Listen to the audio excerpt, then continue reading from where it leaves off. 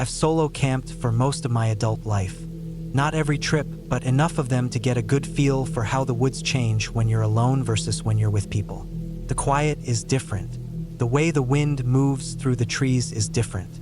Even the way the dirt smells in the early morning. It all feels like a new layer of the world gets revealed when you don't have another human voice near you. This happened 2 years ago in the Bitterroot Range, Montana side. I was 27 at the time. I drove my SUV up a washboard Forest Service road for nearly 2 hours before getting out and hiking the rest of the way in. My plan was to stay 3 nights in a remote basin I'd scouted the year before. No cell service, no formal trails, no nearby campsites. It was the kind of place you don't accidentally stumble into. You have to know what you're doing to even get there. I had bear spray clipped to the shoulder strap of my pack, a full tang knife on my belt, and a pair of those heavy-duty stun knuckles in my side pocket. Not because I was scared, but because I believe you don't get to make mistakes out there. You only get to be prepared or unprepared. Nothing in between. The hike in was smooth, just under 7 miles with about 2,000 feet of elevation gain. Slow going in places, but I took my time. I followed a dry creek bed most of the way. There were signs of deer, elk, and some smaller game, but nothing fresh. At one point, I noticed old bear scat, half dissolved in the pine needles. No big deal. It's Montana. Everything out here eats meat and wants to be left alone. I set up camp in the northeast corner of the basin near a boulder field that spilled out into a flat clearing. There was a good view of the ridgeline above, and I could hear a small trickling stream about 80 yards downslope to the west.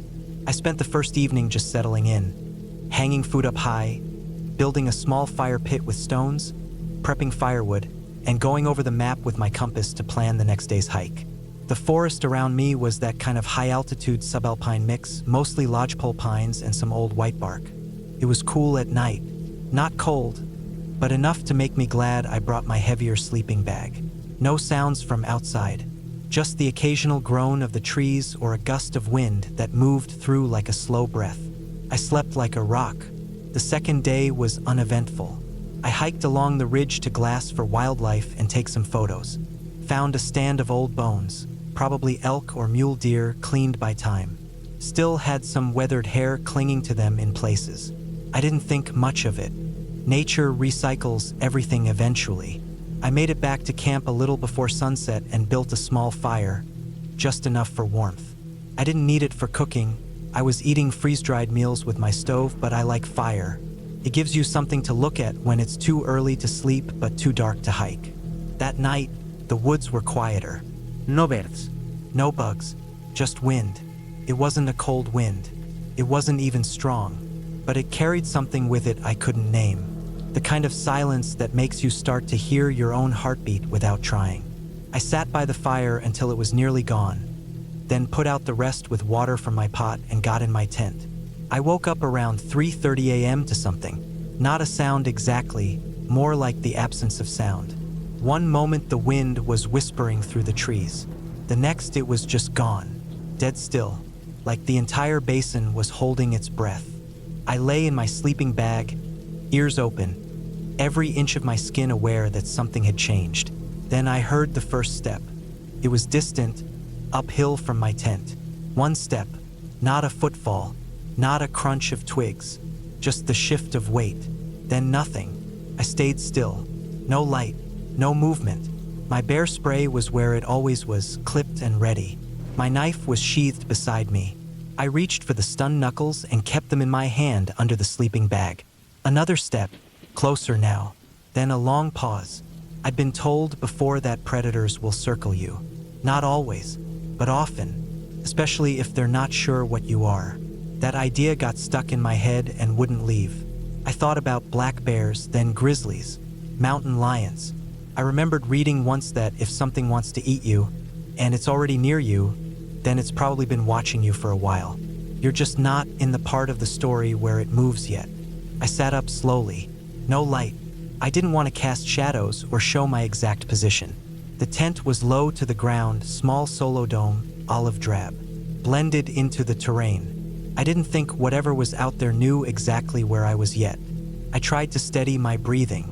Every instinct I had was screaming to run, to get away, to make noise and scare it off. But I didn't. I didn't move. The steps got closer. Not steady, just one at a time every few minutes. One to the side, one behind, then nothing, then one downhill. It was circling. My hand gripped the knuckles tighter. I eased the knife free. I didn't unzip the tent. Not yet. If it came to it, I'd rather it get close to the tent before I stood up. No sudden movements. Just readiness. I didn't sleep the rest of the night. At first light, I unzipped the tent just enough to look out. I sat there for 10 minutes, listening. Nothing. No birds again. No squirrels. Just stillness. When I finally got out, I looked around the camp. No sign of digging, no disturbed dirt, no claw marks, no fur. Just quiet trees. I moved slow through the area, circling outward. About 30 yards from the tent, near the edge of the boulder field, I found tracks. Cat tracks. Big ones. Front paw maybe 5 inches wide. Clawless. Fresh. The pads still had shape and the earth around them hadn't crusted over. That was when I knew. Mountain lion. The prints looped through the brush and crossed over my trail into camp. It hadn't just walked by.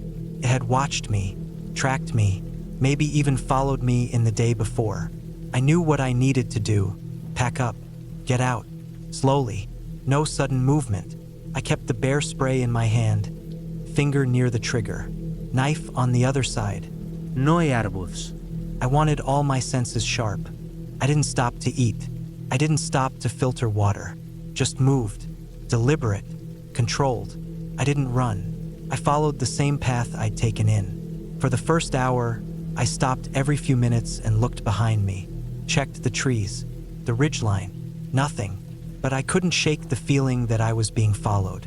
About 2 miles from the road, just before the terrain dropped into that dry creek bed, I heard something move off to my right.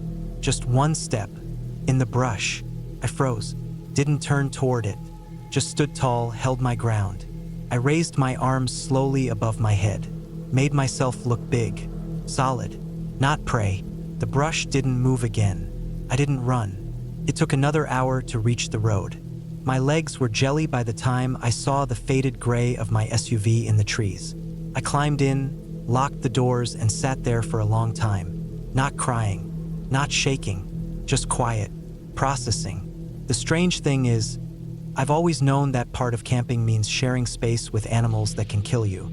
But it wasn't until that morning that I felt how real it was. That a predator had moved through the trees near me, watched me sleep, listened to me breathe, and probably made a decision at some point to either test me or leave me alone. I believe it decided I wasn't worth the risk. Maybe because I didn't run. Maybe because I didn't smell like fear. Maybe because I stood my ground. I didn't go back to that basin. Not the next year. Not yet. I still solo camp. Still carry the same gear. Still sleep in the same tent. But something changed after that trip. Something permanent. Now, when I walk into the woods alone, I understand I'm not the only thing out there making choices. And if I ever hear a step in the darkness again, I'll remember exactly what to do. Don't run. Don't flinch. Don't look like prey. And carry something that bites back.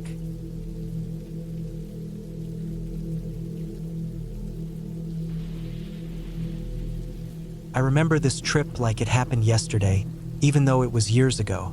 It wasn't my first time going camping in Arizona, but it was definitely one of the most stressful ones I've ever been part of. The whole thing felt off from the start, and maybe that's why it stuck with me so clearly. That kind of anxious energy, when it clings to you at the beginning of a trip, tends to hang on through everything, turning even simple moments into something heavier. Looking back now, I laugh about how it ended, but in the middle of it, nothing about it felt funny. It was just tension, fear, frustration, and exhaustion, all at once. At the time, I had just started dating this guy. We'd only been going out for a couple of months. His name was Tony. I was still in that weird, anxious, hope I don't screw this up stage of the relationship. Every interaction felt high stakes, like I was being judged or tested somehow, even though he never made me feel that way. That part came from inside me. I've always had a hard time being around new people, especially in outdoor situations where I can't easily leave. And this trip wasn't just the two of us camping. It was a trip to meet up with some of his friends. Guys he used to work with and hadn't seen in a while. He was excited, and I was trying hard to be excited with him, but in reality, I was a ball of nerves. To make things worse, both of us had just quit smoking less than a week before. Cold turkey. I'd been a pack-a-day smoker for years, and Tony wasn't much better. The two of us were barely functioning human beings at that point. The first few days of quitting are the worst. You feel jittery, irritable, foggy, like you want to crawl out of your own skin. So we thought, sure, let's go camping in the mountains with strangers and no cigarettes. Great plan. The drive started early in the morning. We were headed to the Chiricahua Mountains in southeastern Arizona. I didn't know much about the place before that trip.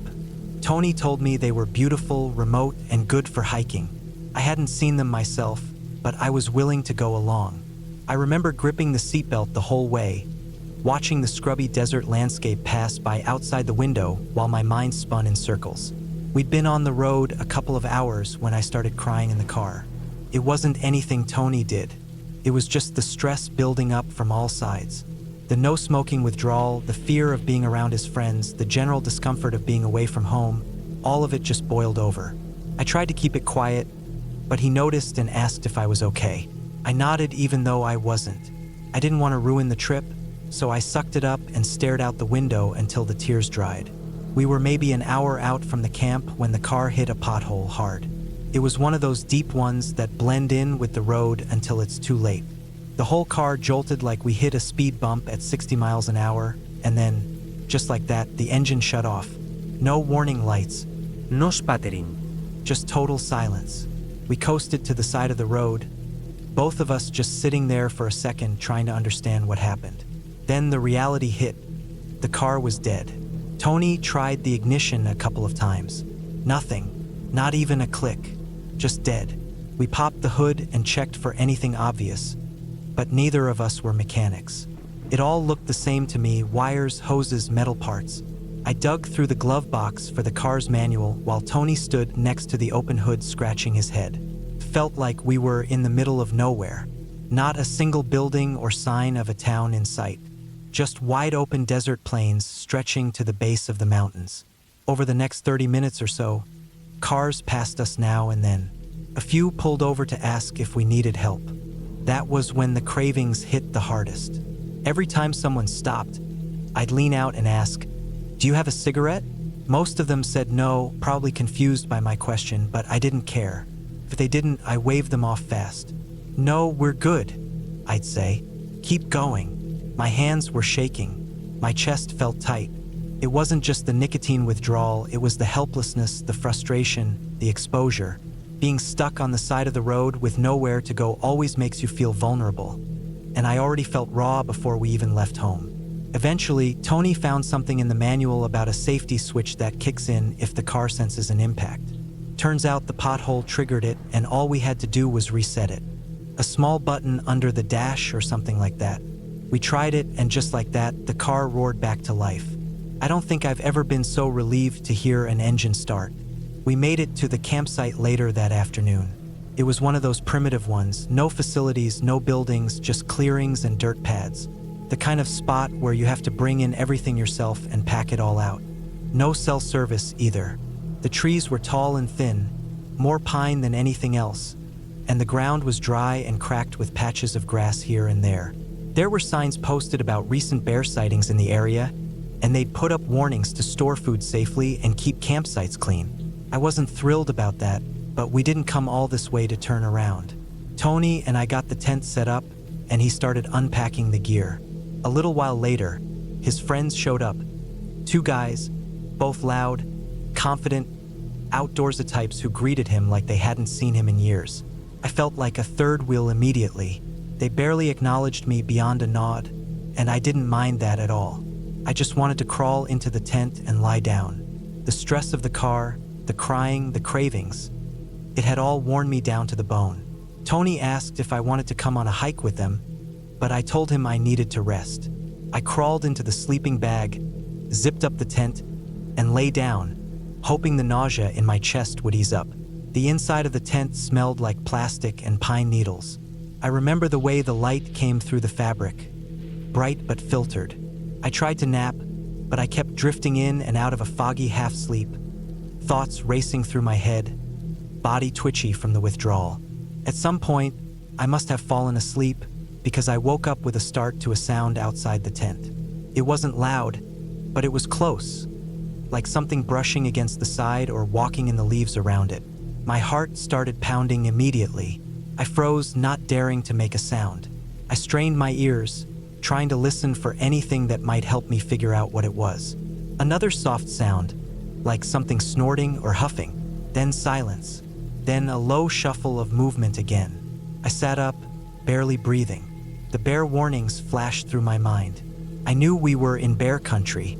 I remembered seeing the scratched-up warning signs at the trailhead when we drove in. I'd read that black bears were more common, but they could still be dangerous if surprised or if they thought you had food. I was alone, no one else at the camp. I hadn't seen Tony or his friends for over an hour. I didn't know if they were nearby or off on some long hike. I looked around the tent, heart racing, trying to remember where I'd left my glasses. I couldn't see well without them. Everything was blurry, shapes and shadows. I realized with a sick drop in my gut that I'd left them outside, probably next to the cooler or my shoes.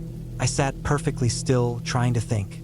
I didn't hear the noise again, but I also didn't hear it leave. For all I knew, it was still standing right outside, waiting. I remembered reading that you should never run from a bear, but also not to surprise it. I had no idea what the right move was, but I couldn't just stay frozen in the tent all afternoon. I took a deep breath and slowly reached for the zipper of the tent door. My fingers shook. I hesitated before pulling it down an inch at a time, not wanting to make too much noise. As the zipper opened, I leaned forward just enough to peek through the crack. What I saw made my heart lurch into my throat. There was a big shape standing just a few feet away. Broad, dark, solid. I couldn't make out the face or anything clear, but the bulk of it was unmistakable. And then I saw something else. A tail. It was swinging side to side in slow, lazy arcs.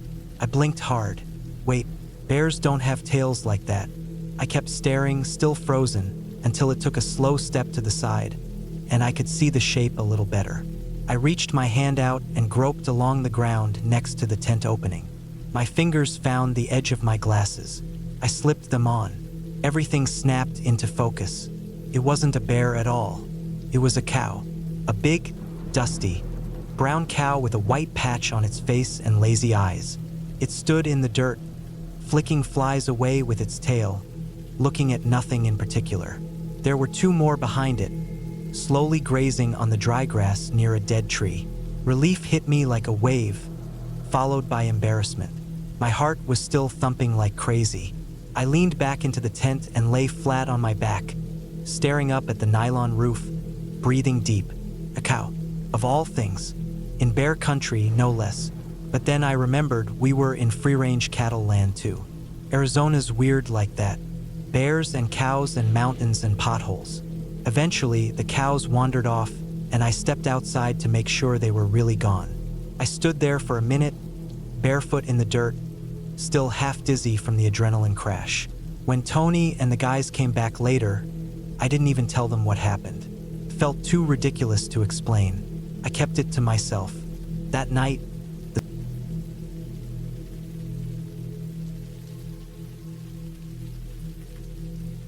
it was a Saturday morning in late September. The air had that crisp, dry bite to it that signaled fall was setting in, and the leaves had just started to turn yellow and brown. It hadn't rained in at least a week, so the forest floor was dry, crunchy, and smelled like dust and old pine. I'd been out since sunrise, walking the ridgelines with my 20-gauge over-under looking for grouse or maybe a rabbit or two if I got lucky. Nothing fancy, just out enjoying the woods and moving quietly, trying to take in what was left of the season before winter took over the hills for good. I wasn't far from camp, maybe 3 miles out as the crow flies, but I'd been zigzagging through the brush all morning. I was in the western edge of the state, kind of a patchy mixture of BLM land and private timber company plots. The boundaries were loose and not always marked well, but I knew the area decently and had downloaded the public use map beforehand just to stay safe. It was the kind of area where you might run into a guy on an ATV with a .22 plinking squirrels or see an old man walking a beagle along a logging road. Not exactly the middle of nowhere, but enough space to get lost if you weren't paying attention. I was working my way toward a different section I hadn't explored much before. To get there, I figured I'd cut through a shallow valley rather than follow the long ridge around the outside. It wasn't the main trail, more of an overgrown ATV path that dipped between two rises. Nothing sketchy, just a quicker route. I walked down into it without thinking much of it, eyes scanning the edges of the trail for movement or a flash of feathers, listening for the quick, bursty drumming sound grouse make when they flush. The light changed as I went down into the valley. It got darker, more shaded by fir trees and older growth. There were patches where light filtered through, but overall it felt cooler, quieter. Even the birds seemed to stop chirping as I got about halfway through the dip. The trail was narrow, maybe wide enough for a four-wheeler, and had a thick carpet of dry needles and leaves. A few muddy tire tracks ran through the middle, but they were old, probably at least a week. I remember noticing how silent it had gotten, and for a second I stopped walking just to listen. Not even wind. That's when the back of my neck prickled. I took another 10 or 15 steps and rounded a slight bend, and there he was, standing in the trail dead center, facing me from maybe 30 yards away. At first, my brain didn't process what I was looking at. He wasn't moving, just holding what looked like a black rifle pointed downward at a ready angle. The barrel was angled low but steady, both hands on it. I froze where I stood. My first instinct was to think maybe he was a hunter, but then everything started clicking in my head faster than I could think straight. The rifle was definitely an AR-15 or something close. Civilian model, sure, but not for bird hunting or anything legal in this area. It didn't have the right optics or configuration for deer either, even if the season had been open, which it wasn't. Plus, he didn't have any hunter orange, no vest, no backpack, no orange hat, nothing. He looked like he hadn't slept in days. Greasy long hair, patchy gray beard, eyes sunken. He was wearing some old torn camo jacket that looked like it had been through more than a few fights with thorn bushes, and baggy pants that sagged at the knees like they hadn't been washed in a month. His boots looked cheap and old, soaked with black mud up to the laces. His face was the worst part. Hollow, tight-skinned, eyes a little too wide and not quite focused, like he was looking past me instead of at me. He didn't move, didn't flinch, just stood there holding that rifle like he'd been waiting. I remember my whole body tensing up instantly. I gripped my shotgun tighter without raising it. The guy said nothing.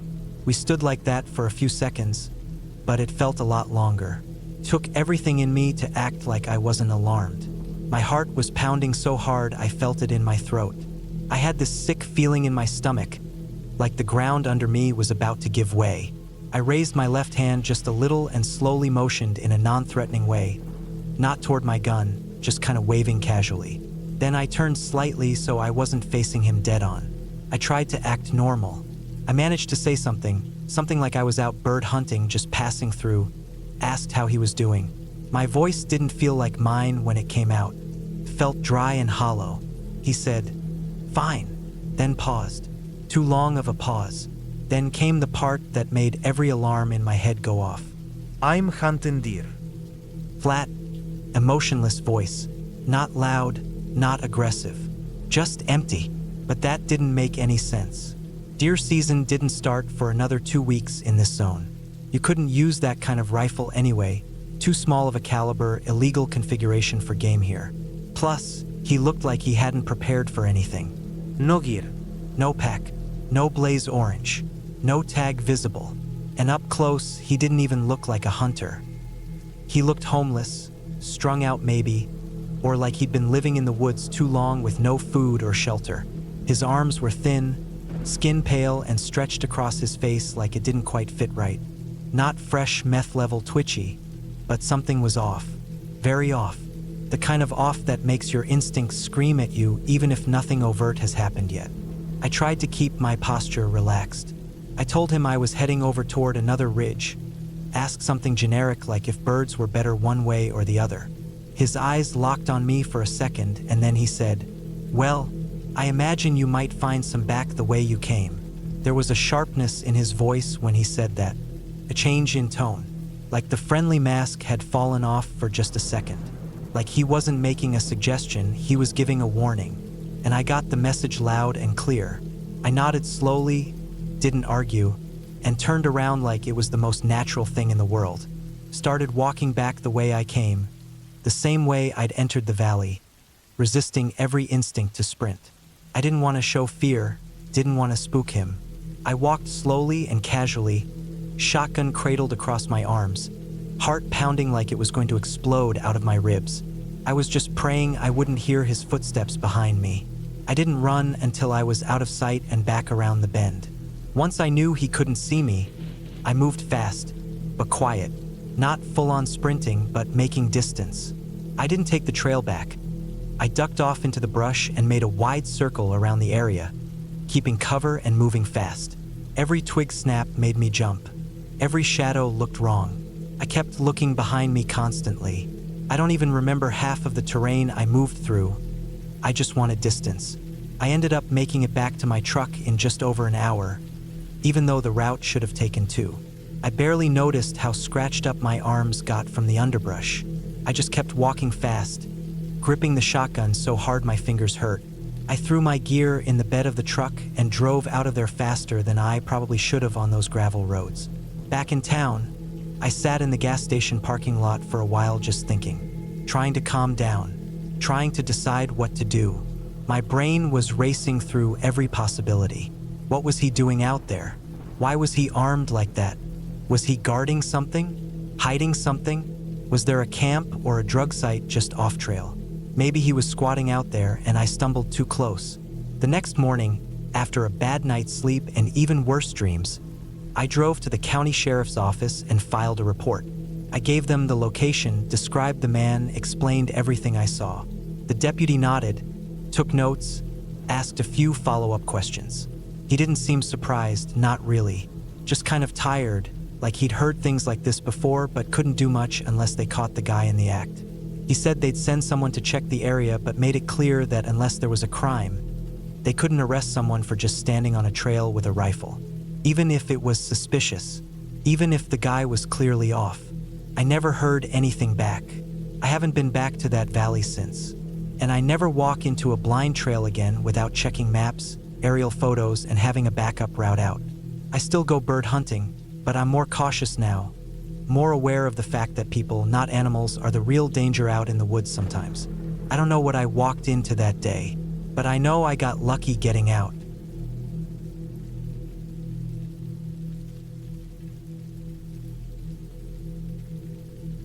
I live in a small rural town tucked into the valley between 2 long ridgelines, the kind of place where kids grow up with boots by the door and knives on their belts. There's a post office, a general store that hasn't changed since the 80s, and a gas station that sells both bait and propane. Most of us spend our free time in the woods because it's all around us. Mountains to the north, deep forest all around. You learn to read the land early, where the deer move, where the streams run cold even in August, and where you don't go when the sun's dropping behind the trees. Camping is just part of life here. When I was a teenager, it was something we did almost every weekend. Even in winter, even when it rained or snowed. I think some of us just felt more at home out there than we did inside. I had a group of friends I ran with, mostly kids between 16 and 19, all with a similar tolerance for the cold and the wild. We weren't reckless, just familiar. We knew how to handle ourselves. The trip that stuck with me happened the winter I was 16. It was late February, but the snow had mostly melted at lower elevation, and it was that cold, damp type of weather where everything feels wet and heavy. We planned a weekend outing, 6 of us, all used to being outside, planning to hike up the ridge and down the backside to a wide basin where a spring-fed creek flowed year-round. We'd been there before and knew there were decent trout even in winter if you fish slow and deep. We packed light, mostly because we were young and cocky and had done it so many times before. 1 4-person tent shared between all of us, a few tarps, sleeping bags, and the usual gear. We layered up with wool and fleece, packed enough food for a few days, and hit the trail mid-afternoon. By the time we reached the basin, it was close to sunset, and the light filtering through the bare trees looked more like old film than anything real. One of my buddies, let's call him Jake, mentioned a spot about a mile farther downstream that had better fishing and more cover from the wind. He and I decided to split off and camp down there. The rest of the group stayed with the tent near the main clearing. We weren't strangers to breaking off from the group like that. A mile wasn't far. We all had knives, headlamps, and Jake had his .357 revolver tucked in his coat, just in case. Jake and I headed out, cutting downstream along the creek. The trail was thin but easy to follow, and we knew where we were going. After about 20 minutes, we found the spot he remembered. It was quiet, no wind down there, and a wide boulder sat back from the water's edge, like a huge stone dome poking up from the earth. We found a good place to build a lean-to against the side of the boulder using one of our tarps and some downed branches. It was nothing fancy, just enough to block the breeze and keep our bags dry. We set it up, got a fire going, and ate some of the jerky and instant soup we'd packed. The night came down fast like it always does in the forest. The fire burned low while we sat on our packs and passed time watching the shadows crawl between the trees. You get used to the sounds out there. The groan of trees swaying in the cold, the dry snap of branches dropping, and the occasional splash of something moving through the stream. It was peaceful in its own way, and I never felt uncomfortable in the woods, even in the dark. But that night had a different edge to it. I remember laying down after midnight, curled into my bag under the lean-to, and not feeling tired at all. I was warm enough. The fire still glowed, though it had died down to coals. Jake had already knocked out. I could hear his breathing, slow and even. I stared out past the fire, toward the creek and the tree line beyond, and just felt off. Not scared exactly, just wired. Like something was wrong, but I didn't know what. I tried to brush it off. Maybe it was the cold working its way under my layers. Maybe the silence was just too complete. But the feeling stuck and it got stronger. That quiet wasn't normal. It wasn't the peaceful kind of quiet, like snow falling. It was heavy, intentional, almost. No wind, no os, no rustling. Just dead silence, like the forest was holding its breath. I sat up and tossed a few more logs on the fire to push back the dark a little farther. The flames flared up and painted the clearing in that flickering orange light that barely reaches past the first ring of trees. I stood up, stretched, turned to look behind the boulder, and then I saw him. At the edge of the clearing, maybe 80 yards out, just barely within view under the full moonlight, there was a man. He wasn't moving, just standing there, not by the creek, not on the trail, just on the edge of the woods, like he'd stepped into the clearing and stopped. His silhouette was clear against the pale ground, upright and human, but distant enough that I couldn't make out anything more than his shape. No coat color, no face, just a figure. I froze. Every instinct in my body locked up. I didn't even reach for the revolver right away. I just stared. The fire behind me popped once and I flinched, but my eyes stayed on him. He didn't move, didn't raise a hand, didn't step forward. Just stood there like he'd been watching, like maybe he'd been there longer than I realized. My mind was running in every direction. He could have been a hunter, someone from one of the cabins farther down the valley. But hunters don't just stand there in the open, and they sure as hell don't approach occupied camps after dark without calling out. Still, I didn't wave, didn't call. I was 16. I didn't know what to do. I was used to animals, bears, elk, even mountain lions, but people are different. People don't always follow patterns. And in the woods, a man with bad intentions can be a lot more dangerous than a hungry cat. He stood there for maybe a minute, maybe two. Felt like longer. The cold didn't matter anymore. My heart was hammering against my ribs. I kept waiting for him to do something, to step forward, to call out, to turn and run. But he didn't. Finally, almost casually, he turned away and walked back into the trees in the opposite direction. Gone. Just like that. I didn't move. I stood there watching the spot where he'd been for what felt like another hour. The fire cracked and popped. The shadows moved. But the figure didn't come back. I finally backed into the lean-to and picked up Jake's .357 from where it sat inside his pack. I sat down, knees up, gun across my lap, eyes on the tree lean, and I didn't sleep. Not even a little. The night dragged. The wind picked up again just before dawn, and the usual sounds of the forest started to return. rustling branches, birds chirping, squirrels scurrying over fallen logs. But I still felt the tightness in my chest, the unease. When the sky started to lighten, I finally relaxed my grip on the revolver. Jake stirred awake not long after, stretching and mumbling, and asked something I didn't really hear. I just nodded and pretended to have slept too. I didn't tell him about the man. Not then. I didn't want him to brush it off or laugh or turn it into some exaggerated story that made it feel less real. Because it was real. I know it was. We packed up and hiked back up to rejoin the others before noon. They were fine. Nothing strange on their end. We all fished a little, ate some food, and broke camp by afternoon to head home. Nobody said anything weird happened. Nobody mentioned seeing anyone else in the area. Back home, I asked around casually over the next few weeks. No one in town had been up there that weekend. No hunters. No campers. No one from the search and rescue side had logged any activity in that area. Just us.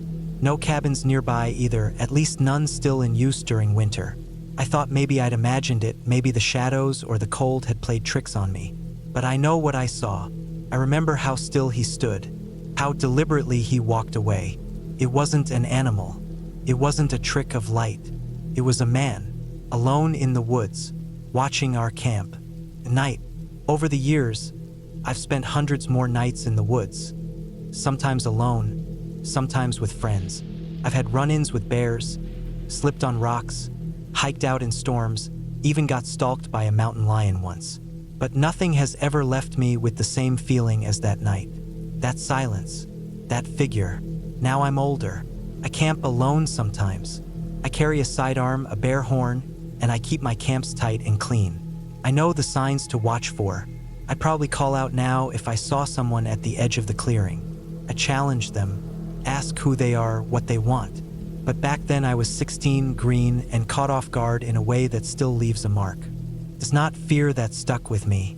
It's not even the man himself. It's the way the forest changed when he was there. The way it felt like the woods stopped breathing while he watched. That kind of silence doesn't happen on its own. I never saw him again. Never saw tracks. Never found a reason for him to be out there. Maybe he was just a drifter. Maybe he didn't mean any harm. But even now, whenever I camp and the night gets too quiet, I find myself watching the edge of the trees, just in case. Because out there, you don't always get answers. But you do remember the questions. And I've been asking myself the same one for years. Why was he watching? And what would have happened if I'd fallen asleep?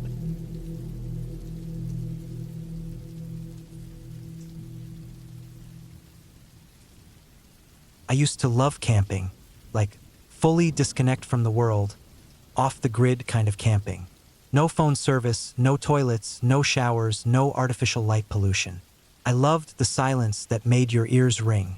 I loved the strange way food tasted better when cooked over a fire.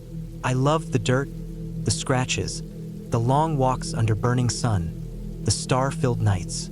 I even loved the unspoken group bond that came from surviving a night in the open, especially when you were miles from any paved road. That changed after 2 trips. The first one started out exactly like all the others. Me and a bunch of friends in our mid to late 20s loaded up our vehicles, mostly 4 WD trucks and 1 small SUV, and headed out to the middle of nowhere somewhere past Tucson. I couldn't even tell you the coordinates now. We'd found the spot on satellite maps and scouted it out a couple weeks earlier. It was perfect. Flat, isolated, with a short walk to a dry creek bed and enough coverage to feel tucked away. The kind of place no one would just stumble onto.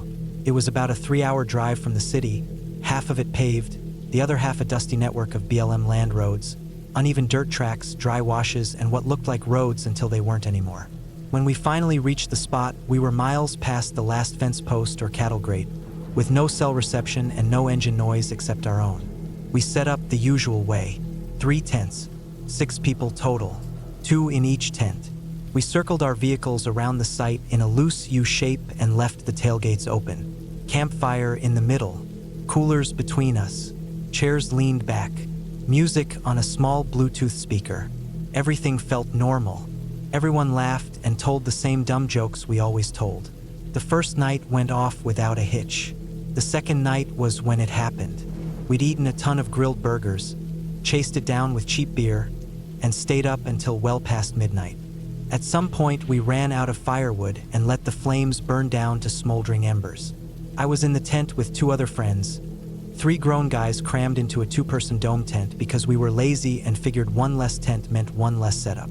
It was hot and stale inside, but none of us cared.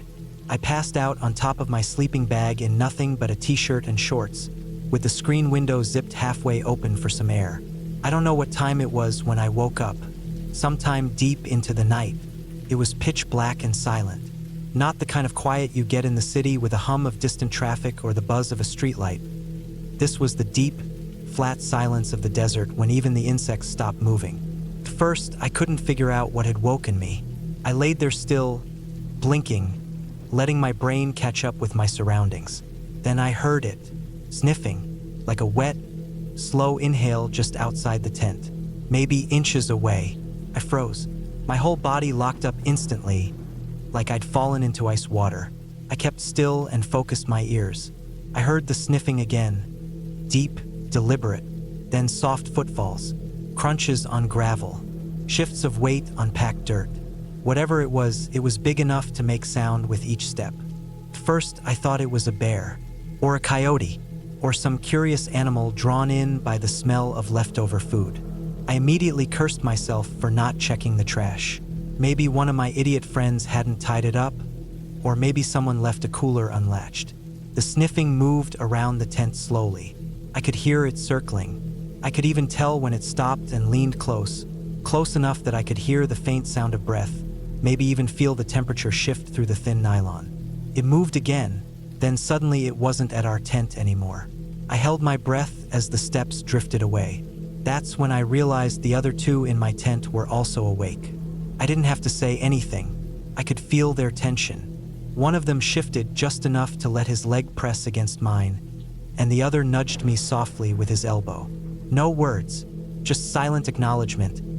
Asterisk, you're awake too. You hear this too. We're not imagining it. Asterisk. The sniffing moved to the next tent. I recognized the sound of nylon shifting as it passed over to our friend's setup about 10 feet away. The same sniffing, the same pauses. At one point, I swear I heard the zipper twitch like something or someone gave it a small tug but didn't open it. I was still frozen, sweat now pooling at the back of my neck. I could feel it beating along my hairline and soaking the inside of my shirt. Then everything exploded. A loud bang, like someone kicked open a door and shouting. I heard stomping footsteps and what sounded like metal scraping rocks. My buddy in the second tent had jumped out and was yelling, making a ton of noise. I couldn't see him from inside mine, but I heard everything clear as day. He had his pistol, and I think he even fired a shot or 2 into the air. Whatever had been outside bolted. The footfalls turned fast and loud, crashing through brush and over rock. It was fast, human fast. That's when we realized it wasn't an animal.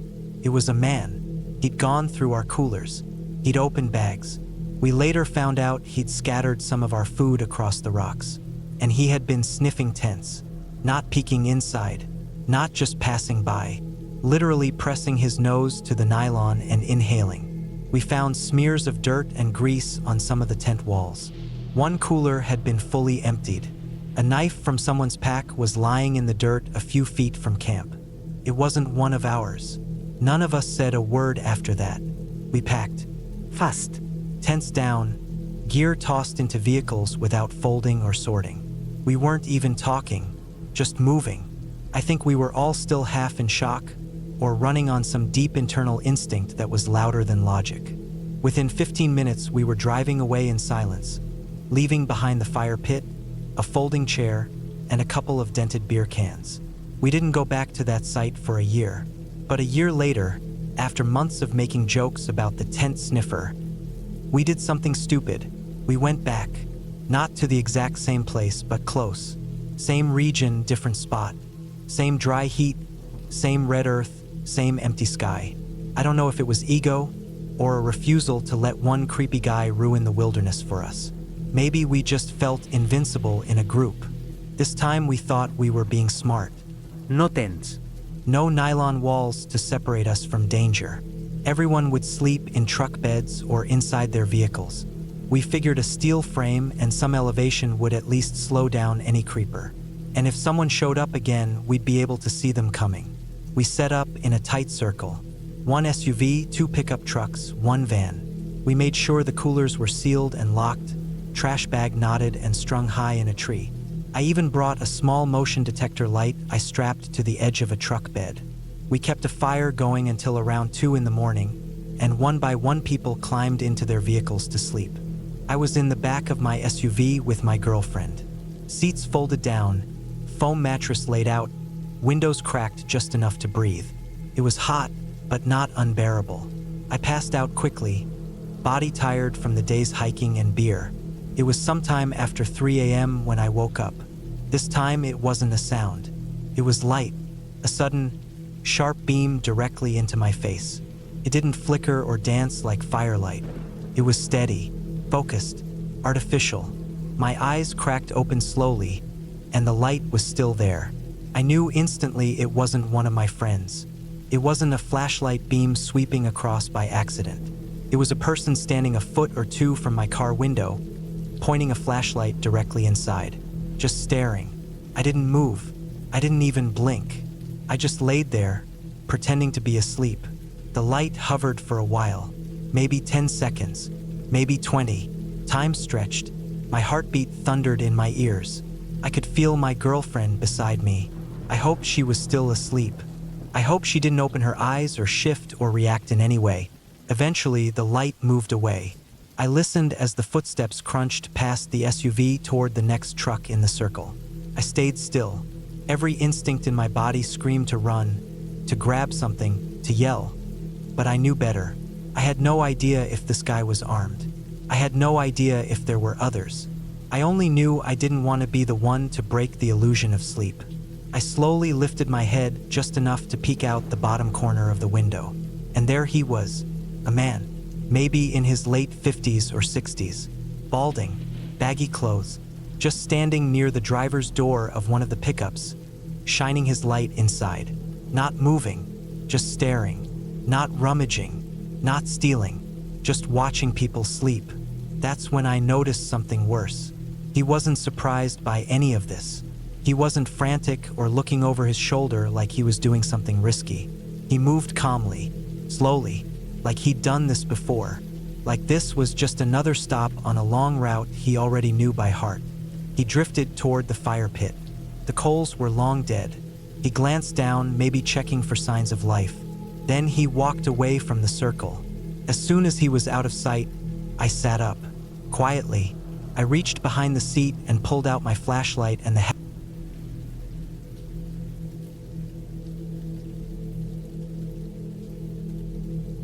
I've always liked being out in the woods. There's something about being away from the roads, the buildings, the sounds of other people. It gives my head space to breathe. I'm not someone who needs a fancy rig or some well-maintained campground with power hookups and picnic shelters. I'll take a flat spot in the dirt, a fire ring made from rocks, and a tarp strung between trees any day. But I've had a few trips that still sit heavy with me. I've had moments that were flat out dangerous, a couple that just felt wrong. One of them still leaves me uneasy even when I'm just walking the dog near the edge of the bush behind our house. The worst storm I've ever sat through hit when my wife and I were camped in Jack Pine country. We were north of Sudbury, up in Ontario, in a little patch of crown land we'd found a few years earlier and had returned to almost every spring since. Jack Pine isn't what people usually picture when they think forest. They're brittle trees, most of them barely wider than a telephone pole, with shallow root systems and branches that crack and snap even under a small load. And when the wind gets going, Jack Pine turns into a death trap. We had a decent site tucked a bit back from a narrow lake, with a big slab of Canadian shield poking through the moss and duff that made a solid spot for the tent. The wind started as a whisper and didn't seem like a problem. By mid-afternoon, it was gusting harder than anything I'd felt out there. The lake was white-capped. Our little propane stove tipped off the picnic table twice before I gave up and used a windbreak made out of firewood. Branches started falling, big ones. A couple snapped clean off just 50 yards from the tent and came down like spears. You could hear them hit with that dry, bark-splitting smack. We debated taking the tent down and riding it out in the truck, which was parked about 30 meters away on a patch of rock. But it meant walking across that open ground while trees were toppling. I could see them falling in the distance, sometimes 3 or 4 in a row. They didn't even creak, just suddenly leaned and slammed down like a kid tipping over sticks. Then the hail came. It wasn't massive stuff, but it hit hard and fast. It sounded like someone dumping gravel onto the rainfly. One of the guy lines tore loose when the tarp snapped in the gust, and the fly flapped like a flag in a hurricane. We bolted. We grabbed what we could and ran to the truck, dodging a fallen tree halfway there. I was yelling something, but it was lost in the roar of the wind.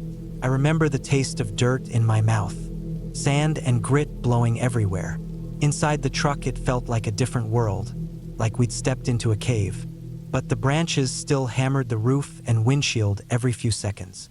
We spent that night in the cab, cold, damp, stiff from sitting upright. Sometime just before dawn, the wind finally slowed. I walked the site before the sun was fully up and counted 6 trees down, one of them less than 6 feet from the tent. The tarp was shredded and half the stakes pulled. A branch the size of a fence post had landed right where we'd been cooking earlier. We left early that morning. I don't usually bail on trips, but I wasn't about to tempt the weather again. But honestly, the storm wasn't the creepiest trip I've had. That was the time I went out with my buddy to a semi-remote site a few hours north of where we grew up. You could drive in with a 4x4, but it was rough even by logging road standards. Not a place you'd just stumble into. There were 2 old fire pits, a broken-down table with nails sticking out of it, and a pair of outhouses, tilted, gray, and barely standing. The kind of place parks crews might have once looked after back in the early 90s, but now maybe visited once a year at most. We got in around midday, no one else around, no tire tracks newer than the last rain, just us and the bugs. We started setting up. It was your typical routine. Unpack the food, hang the bear bag, put up the tarp, sort the firewood. My buddy wandered off to check out the outhouses while I was clearing a spot for the stove. Couple minutes later, he came back without saying much. Then he went over to the second outhouse and stayed in there a while. When he came back, he motioned for me to go look at the first one. I figured it was some nasty mess. Maybe someone didn't know how to aim, or a raccoon had gotten stuck in there and rotted. I braced myself for something awful. What I found was strange in a way that still bugs me. Inside the outhouse were 3 large backpacks. Big bags. Not day packs, these were the kind of full-frame packs people take for a week-long trek. Each was zipped up and leaned carefully against the far wall like they'd been placed there gently. There were no signs of someone squatting there overnight. No trash. No wrappers. No clothes hanging on the door. I unzipped the first bag and found normal gear, sleeping bag, clothes, a jet boil, some freeze-dried meals. All of it in decent shape, like it had been packed for a trip but never used. The second pack was similar, slightly more worn, but still full of basic gear. Knife, tarp, kit.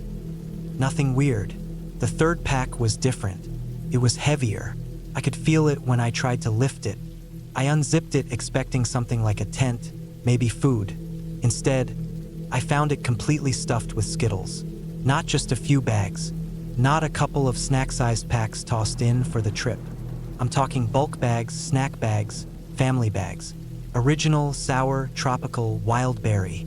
Every type I'd ever seen, and some I didn't recognize. Loose bags stuffed into every pocket. 12 pounds or more, I'd guess. No other food. No stove. Just Skittles. I didn't know what to make of it. We camped for 4 days. Never saw a single person. Not a car. Not a hiker. Not even a plane overhead. The pack stayed put the entire time. We checked once more before we left. Still there, undisturbed. Back in town, we let the conservation office know. I doubt they followed up. I still think about those bags. Someone hauled all that gear out there and then left it in an outhouse. Why? Why one pack full of nothing but candy? Why leave it behind? There weren't any notes. No signs of damage or panic. Just 3 bags. One filled with gear. One filled with more gear. One filled with Skittles. It's the not knowing that messes with your head. But the one trip that scared me the most didn't involve mystery or weather. It was just plain bad luck and bad timing. It was a spur-of-the-moment overnight hike. Just me and the dog. I wasn't far from home, but far enough that I felt like I was getting a break. I parked on an old side road, hiked a couple kilometers along a deer trail, and found a decent little hollow with a clear spot next to a small creek. I didn't set up a full tent, just a tarp angled against a fallen log with a ground sheet underneath. A small fire to keep the bugs off. I wasn't trying to hide, but I wasn't announcing myself either. I didn't expect anyone else to be out there. Around 10:30, just as I was dozing off, I heard the first vehicle. Loud engine. Maybe a lifted truck or something with a messed up muffler. It ripped past somewhere maybe 200 meters off. I didn't think much of it.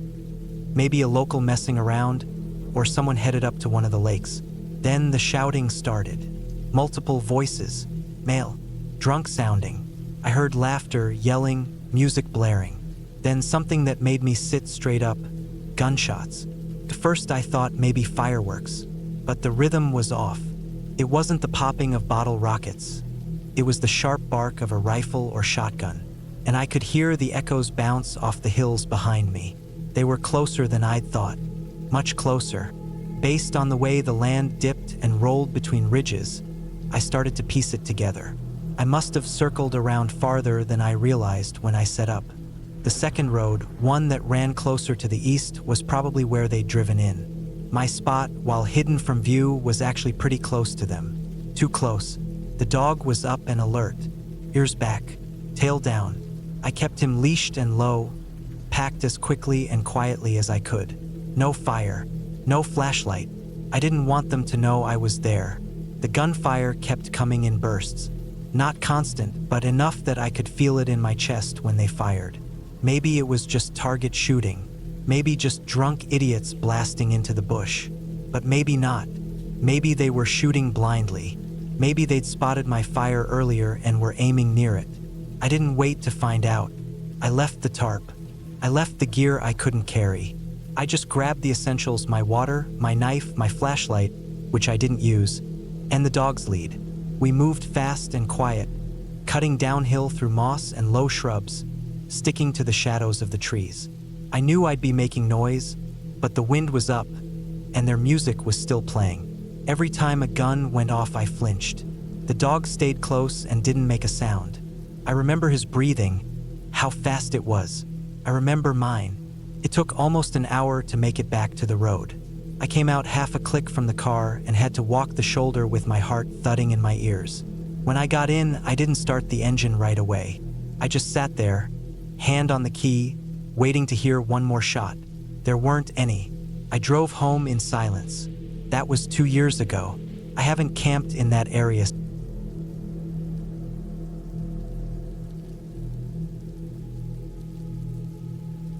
I'd been on the road for about a week, hopping between national forests and free campsites, just sort of chasing quiet. I was in a remote valley that I won't name because part of me still wants to go back someday. It was deep enough in the backcountry that there wasn't any cell service. That was the point, really. No notifications, no work emails, no texts. Just me, the river, the trees, and whatever I brought in the cooler.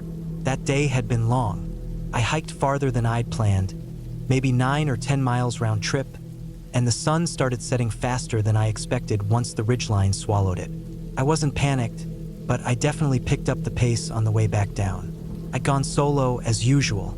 It just felt easier, no one else's pace to match, no one else to wait on.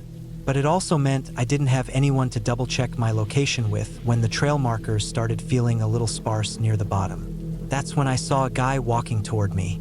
I don't usually run into anyone that deep in the evening, especially in this area, so it surprised me a bit. He looked like a local, older, maybe mid-50s, wearing faded work pants and a sun-bleached hat. His shirt was unbuttoned halfway and stained like he'd been out fixing fence posts or cleaning fish. The way he greeted me was casual, just a nod and a few vague gestures. I didn't feel threatened.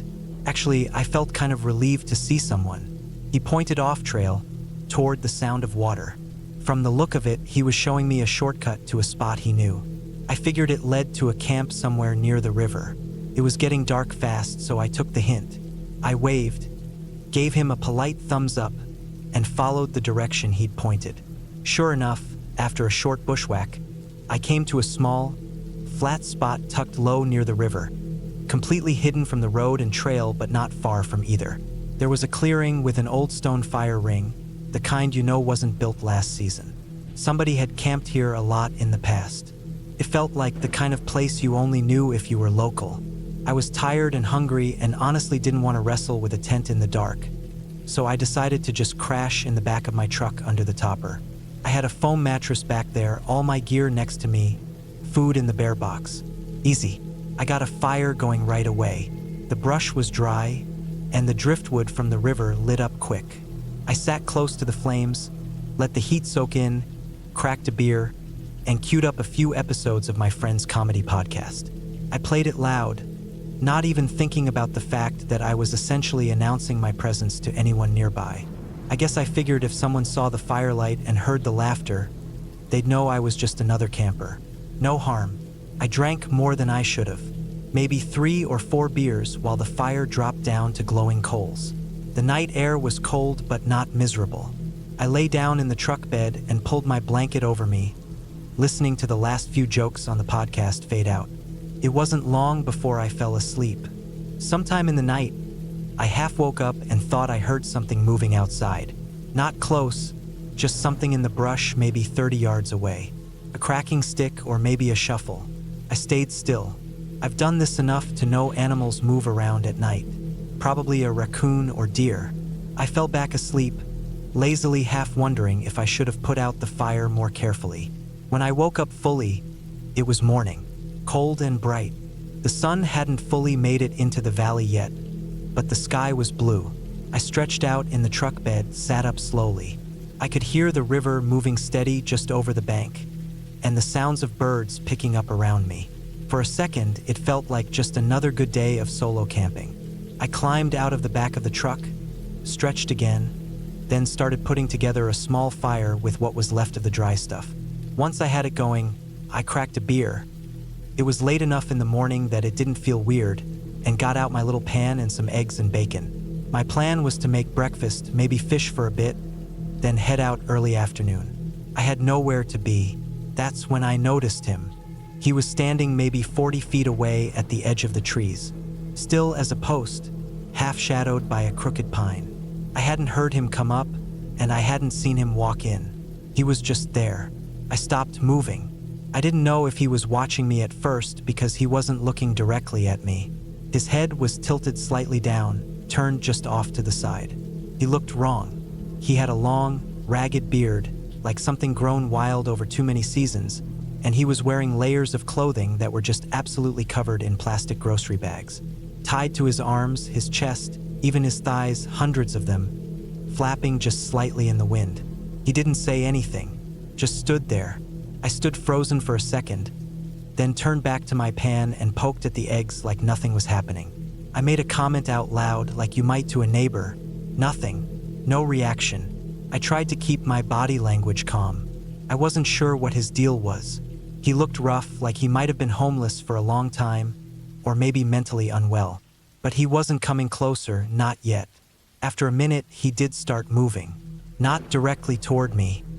He started pacing slowly along the outer edge of my campsite, never turning his body fully toward me, just slowly dragging his feet in a slow arc. His hands were down at his sides, and I couldn't tell if he had anything on him, but the amount of plastic rustling made it hard to hear much else. He stayed quiet. No eye contact, no words. I offered him some food, just a hand motion and a gesture toward the pan. Still nothing. He kept circling. That's when I started getting a deeper kind of discomfort. Not the surface-level weirdness of a stranger showing up, but something heavier. The kind that settles in your chest and tightens your breath. Something was wrong. This wasn't a curious hiker or a friendly old guy who lived off-grid. This was someone with a broken rhythm, someone who'd crossed a line in their head that I couldn't see. I reached behind me and made sure my bear spray was within arm's reach on the tailgate. My knife was clipped inside my boot, and I eased my leg so it was easier to grab. I stood up slowly. My heart was hammering now. I wasn't trying to provoke him, but I also wasn't going to let this keep going. He had paused near a tree about 30 feet from me, with his back partially turned again. Still no reaction. Still no speaking. I stepped forward a few feet, raised my voice. Nothing changed. That was the last straw. I grabbed the bear spray in one hand and moved toward him, slow but firm. I stopped maybe 15 feet away, keeping my footing solid, arms tense. I wasn't trying to bluff. Finally, he moved. He didn't bolt, didn't run, but sort of sulked away. That's the best word for it. Shoulders dropped, arms hanging low, feet dragging. He didn't look back, just melted into the woods the same way he'd appeared. Quiet, weirdly slow, and completely detached. I watched the trees for a long time after that. I didn't eat anything. I packed my pan, stomped out the fire, and threw everything back into the truck without much care. The beer wasn't finished. I didn't care. I wanted out. As I drove back toward the main road, I kept checking my mirrors. I knew it didn't make sense, but it felt like he might be watching, or maybe had been all along. That was the part one couldn't stop thinking about on the drive out. If he knew that spot and I was loud and visible the whole night, maybe he had watched me sleep from the trees. Maybe he'd been out there the whole time. I didn't stop until I hit the next town with service. I pulled into a gas station, topped off my tank, and just sat in the lot for 20 minutes, staring at nothing. That kind of experience sticks with you, not because something happened, but because something almost did. Because you realize just how thin the walls are when you're camping, how close someone can get without you ever knowing. I didn't report it. What would I even say? No law against being weird. No assault, no threats. Just a man with hundreds of bags on his body and a silence that cut too deep. I've camped since then, solo even, but I never play music at night anymore. I never drink more than one beer. I don't let the firelight show too far past the edge of camp. And I always, always sleep in my truck, because whatever that was, it wasn't just strange. It was a reminder. The forest isn't always empty just because it feels that way.